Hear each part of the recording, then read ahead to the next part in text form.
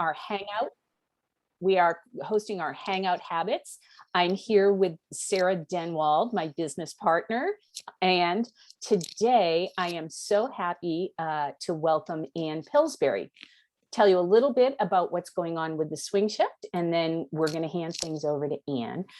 We have an accountability program if you're thinking about switching roles or careers, as many people are right now, or looking to get back after a break. And we've all had some kind of break in the last 18 months.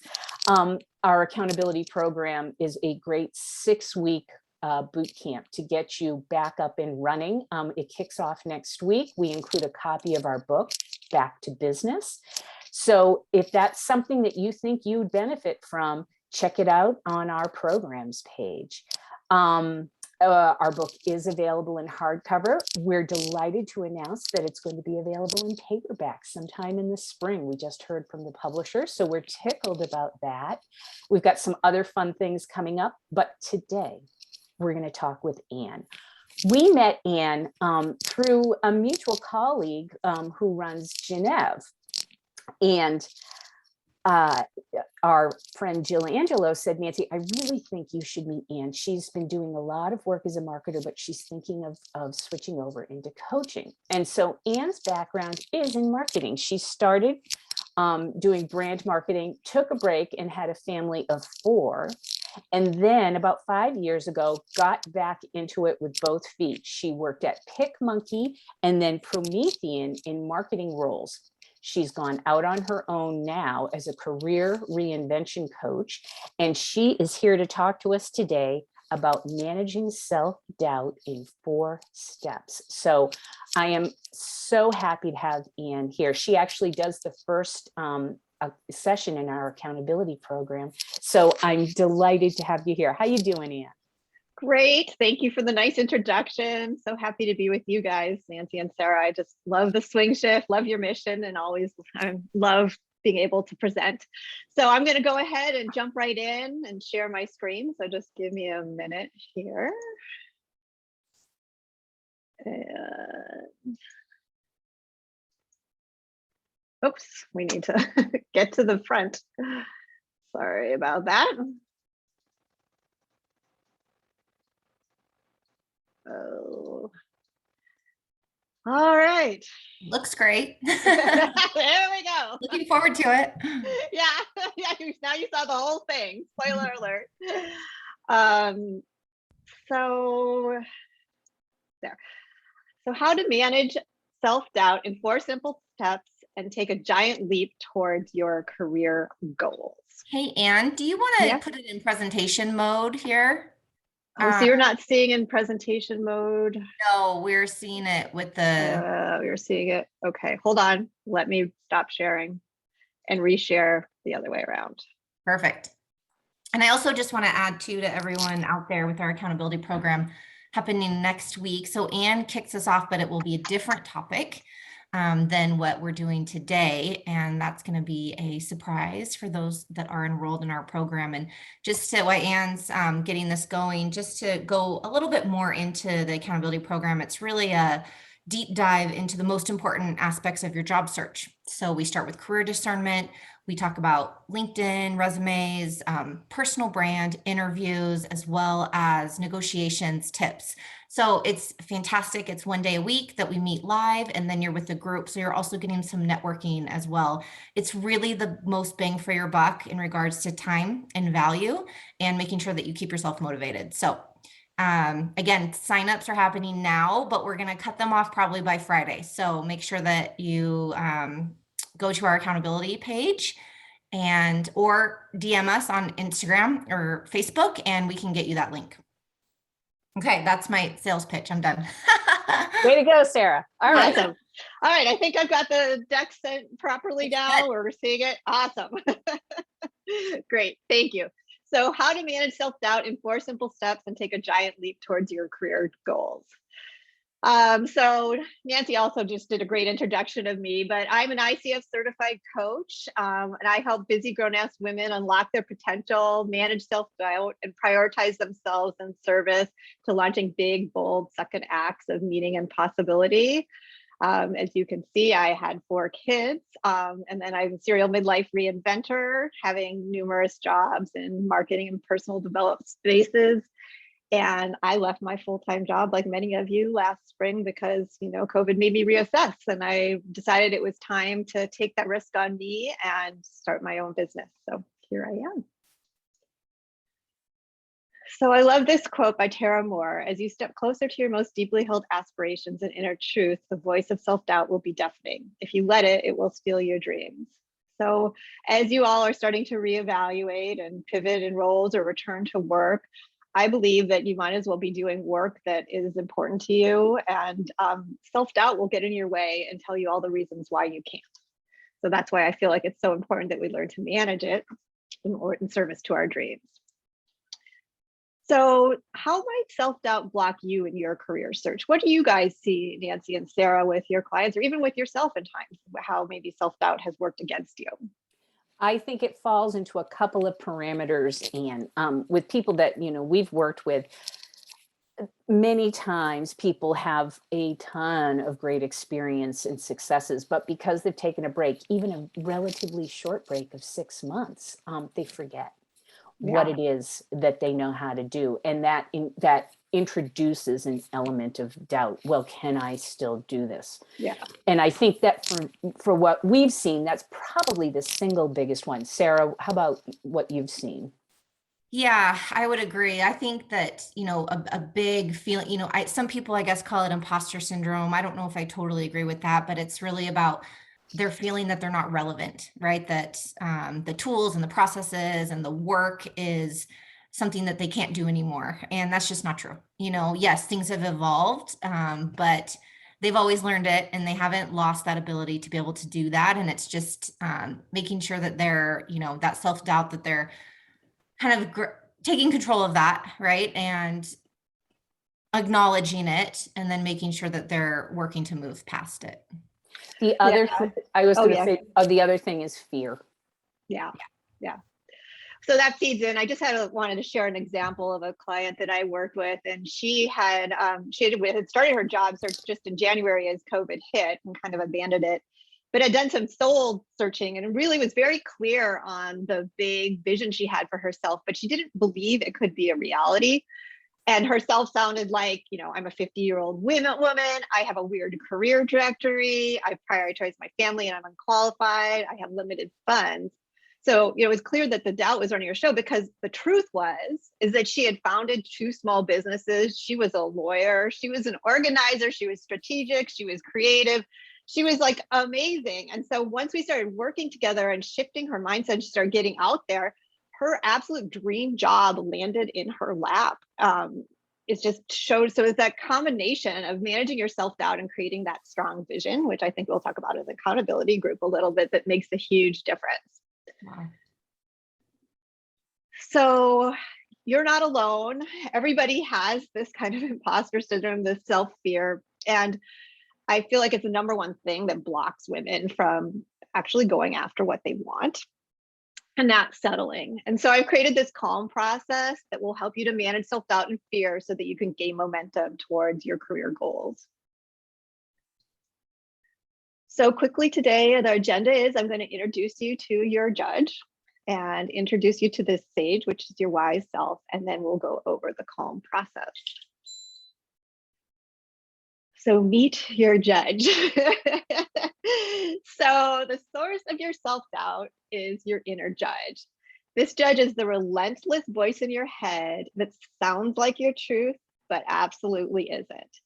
It's critical of you, it's critical of others, and it's critical of circumstances. You guys recognize this? Yeah, and it can be personified by, it could sound like, a parent or a teacher, or, or it could just be your own little, have you guys seen the show Physical on Apple TV? No, I haven't.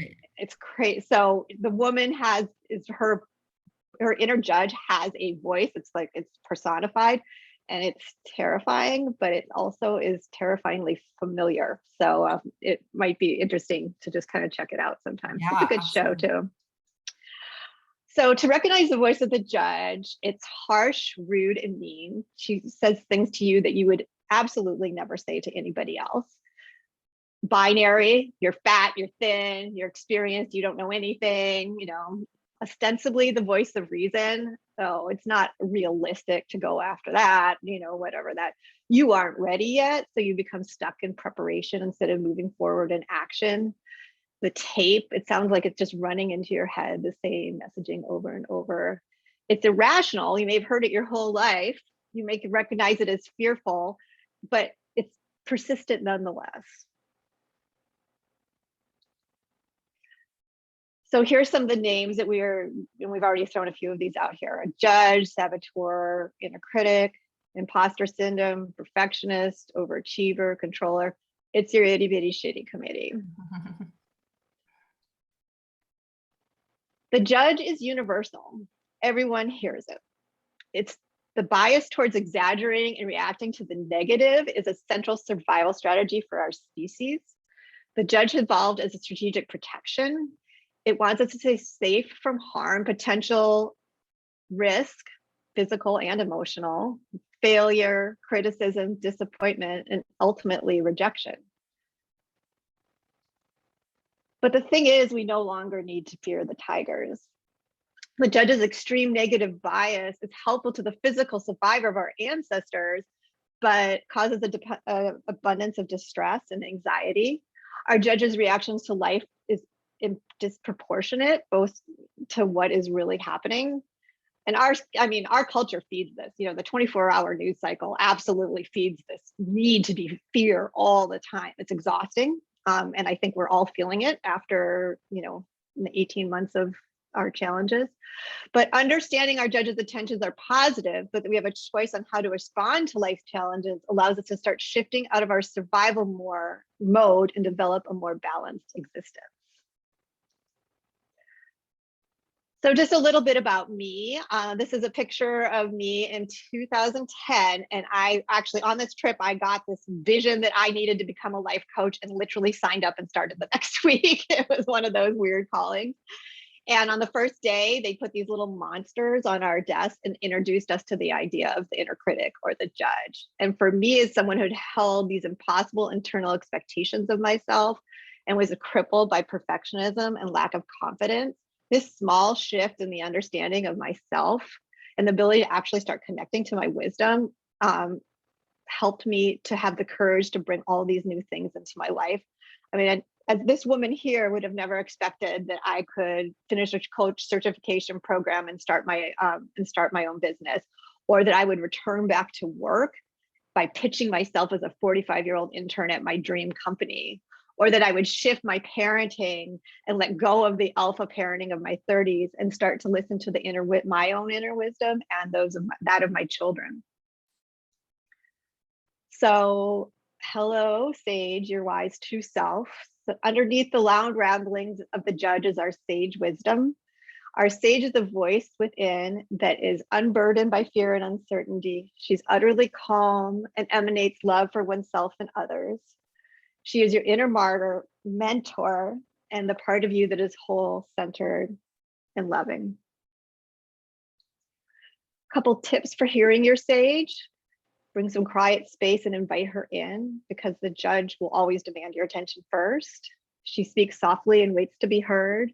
She may speak in short, succinct sentences. You've got all you need. Let go, move forward, take the risk.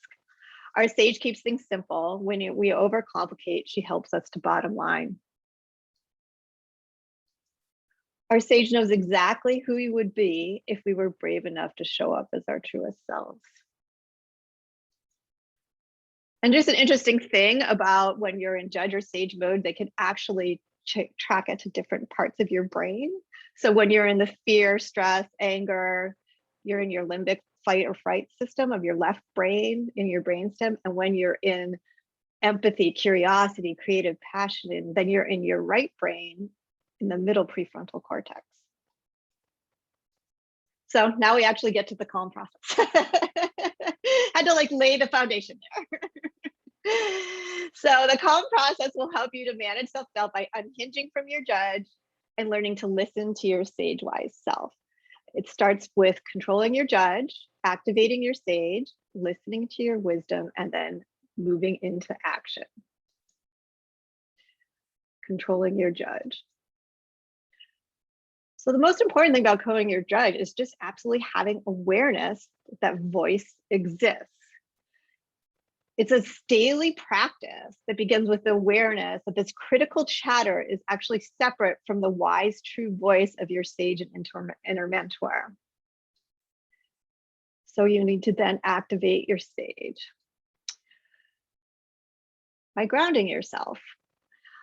But I absolutely understand that we don't all get to sit around and look at beautiful mountains every day. So I'm going to give you a quick hack for this. But where our brains have limited capacities, and so when we are hijacked by our judge, the worry and fear run the show, and then there's less room for tasks that require creativity, innovation, motivation, all those kind of things. And looking for a job can be super stressful, and this can show up as like lacking focus, feeling overwhelmed, feeling that fear, thinking we're not worthy of our dreams. So in order to shift from that negative mindset and tap into our sage wisdom, we need to do is ground ourselves in the present moment and stop our distorted thoughts. So I'm going to provide you guys, we're going to do a little multisensory exercise that will reboot your brain and allow you access to your wise self within 30 seconds. So you guys can do it with me. So it's called the Take 5. I am so looking forward to this. I can do this every single day. Well, the great thing about this exercise is you can do it anytime, anywhere. So you can do it in a boardroom, underneath the table. Nobody needs to know what you're doing. You can do it quietly as you talk to your husband and he's driving you crazy. You can do it when you're in fear. You can do it anytime. So place your index finger of one hand on the outside of your pinky finger. And we're just going to do it. Okay. So as you trace up your pinky finger, you're going to bring your breath in. And then as you come down, you're going to go out. And just close your eyes and just really settle into it. Feel the sensation, go up your ring finger. Feel the sensations of one finger on the other. Bring your breath in. Let it out.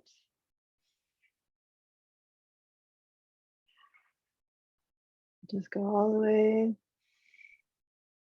Point your finger.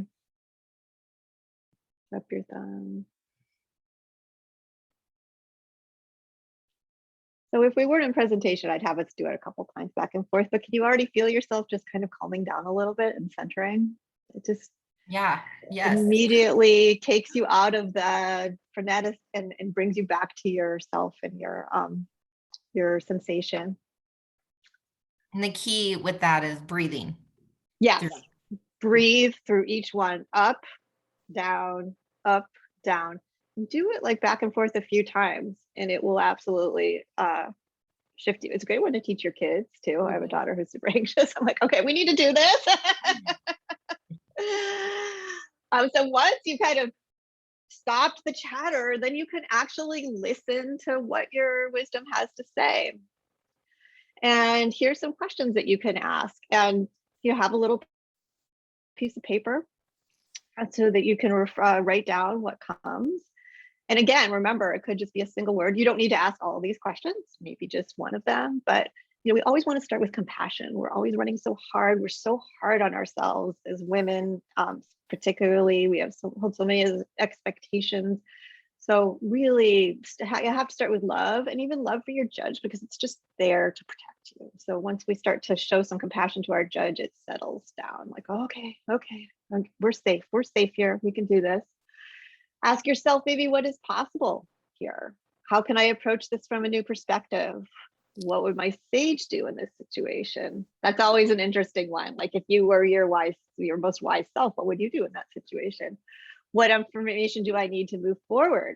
Sometimes we're scared and we just need to collect more information and get deeply curious. What can I let go of? Perfectionism, fear, comparison, I don't know. How can I bring some ease and flow to this process? What do I want that I'm afraid to name? And what is mine to do today? And that's just a simple one. Like, when you're running around in the morning, you have like a whole list. I don't know what to do. Just a few breaths and like, what is mine to do today? And you'll hear an answer. And then it's great to get, hear our wisdom, but we also need to make sure to remain in action. So make an action plan. So take a leap. So what specific action are you willing to commit to? As you move into the action, what will your judge tell you to try to sabotage your action? And what will your sage response be? So I'll give you an example for me. So I'm trying to grow my coaching business. So maybe my specific action would be, I'm going to reach out to 5 women and ask them if they would like to coach with me. Wise, good idea. But as I move into action, okay, all these things will come up. First of all, I don't have time to do that. I won't make time and it will just, bubble along on my list. I will feel like I'm infringing on people if I ask them to coach with me. Like, what if they don't want to? And then I'll start to feel that imposter syndrome. Like, what the heck am I even thinking? Why would anybody want to coach with me? Why would they want to do that? So my sage response to that would be, I will block out calendar time, and I will maybe even give myself a little treat if I get through 3 calls a day. I will hold the women responsible for what they need and don't need, and realize that is not my responsibility. And in addition to that, I know that I will trust that what they need or don't need has no reflection on who I am, or as a coach, right, or as a person. It is just the circumstances of their life at a moment, to let go of that fear of rejection.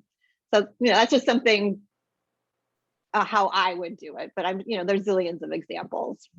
I love this too, because I think we get caught in the trap of action, but it can be empty. It can be just something that you're doing because it might be easy. And, it's like those never-ending to-do lists. And sometimes you keep putting off the hard stuff and you do the really easy stuff, right? So if you're like sitting down thinking of a specific goal, and you're writing it down, I feel like that would help inspire the right action versus just that empty movement. I also like, Anne, that you mentioned that, they might say no, and that's not about you. Yeah. Right? I mean, people, it's like when you reach out to make a contact with someone, most of the time they're going to connect with you. And if they don't, it's usually because something else is going on that just gets in the way of their responding quickly. Right. And I feel like the 3 of us in total agreement, but the number one tool in your toolbox as you're trying to relaunch a career or pivot is your community. Yep. So I use this one specifically because I think this is the number one thing women need to start doing, like, immediately. Start reaching out to their network and having, and I think network can be a scary word, but your community, the women in at your soccer game, or whatever, and start talking about what you're doing next, and realize what the reaction isn't you're not in control of that. Right. Do you guys have any other questions? Because it's kind of the end of my content, and then I was going to have a special offer for Swing Shift people, but I wanted to wonder if you had any thoughts or questions before I close up. I do, actually, and I like the 3 elements of, you've got the judge, the sage, and calm. Now, do you feel that people need to kind of actively go through the first 2? Because I know, I'm an ENTJ, for God's sakes. I know that I'm judgy. So do you have a recommendation on, if I go, oh, I'm super action oriented, I'll just go to this. Do you have a recommendation about how to walk through this process? Yeah, I think it always just kind of helps to start with where my self-doubt, what's kind of coming in, and then really connecting to that sage part of you, that inner wisdom, because I think we get very heady sometimes and like, oh, we got to do action, or, but a to-do list. But what are you missing when you're not being focused by your intuition, your inner direction? I think that is when we are the most powerful advocates for ourselves. Okay. Yeah, because I think, and I'm asking for a reason. When we work with folks, we see, as Sarah said, we see a lot of busy work that isn't actually going to lead to what their next steps are going to be. Right. So I think this is, I think we've talked about this before too, in terms of, you want to take the time for that discernment when you're looking for a new career, because when you are clear and when you are feeling confident and when you're feeling courageous, then you can actually really create what you want. And then your resume falls into place because you know what you need, what skills and talents That's you need right. to show up. And then your contacts fall into place because you know what you're asking for. Your brand comes into place. So it all getting super clear on the front end makes the rest of the process fall into place. Yeah. Sarah, do you have anything else to add on this? No, I think this is great. I love the 4 simple steps because it is, there's some work to put into it, but it's something that can easily be replicated. And yeah, I mean, the thing, it's simple. It's not easy because our judges run us all the time. And so, I mean, I've been working on this for 12 years and I still Right. get it constantly, but I mean, it doesn't ever go away. But anyhow, at least I have greater awareness so that I can call myself out. Right, right. Now, you mentioned earlier that for people who want to do a little more work on this, that you've got a special offer. Yes. And so it actually fits right into what we were just talking about. So I really love working with people on the discernment. So I wanted to offer swing shift people the coaching package where we'll create some calm, creating the time and space for you to develop practice to manage anxiety, fear, and doubt. We'll get super clear on your strengths and gifts, recognizing your calling, and create your vision. We'll work on your confidence, on managing the self-doubt, and start listening to your badass inner mentor. Bring up your courage. We'll start taking clarifying action with my support. So what are some baby steps to start kind of talking, reaching out to people and things like that, and get connected. We don't go anywhere alone. So I'll help you to start working on building your support system and network, and you'll have access to my Wise and Well community as well. And so this package is for 6 45-minute sessions. You can expect exercises and tools to support our work together, unlimited text or email access to me, and I'm charging $800 for the package, which is a 30% discount for Swing Shift members. So you could just, I don't know, maybe we should put my, I don't know if people I was going to ask, what's the best way to connect with you? Yeah, so I have a scheduling link that maybe I'll share with you, and you can put in the notes or something, or it's also on my website. And what is your website, Anne? Pillsbury. There you go. Come connect with me on Instagram. I think I'm most on that, but I'm also on Facebook. It's just Facebook is hard to use for businesses, and LinkedIn's also great. So come visit me in all the places. Come take a look at my site and schedule a coffee chat if you want to learn more. And even if you aren't interested in the package, I also do regular one-on-one coaching, which is usually a longer, over a 6-month commitment, or it is a 6-month commitment. But that's great if you really want the full thing of actually launching yourself to your next thing. This will get you your groundwork done, but we'll probably won't get all the way to the new job by the end of that. So yeah. Thank you so much. This is great. Thank you. Yes, I really love this presentation. I'm going to watch it again. Awesome. Great. Well, thank you so much for having me. I'll stop sharing now. And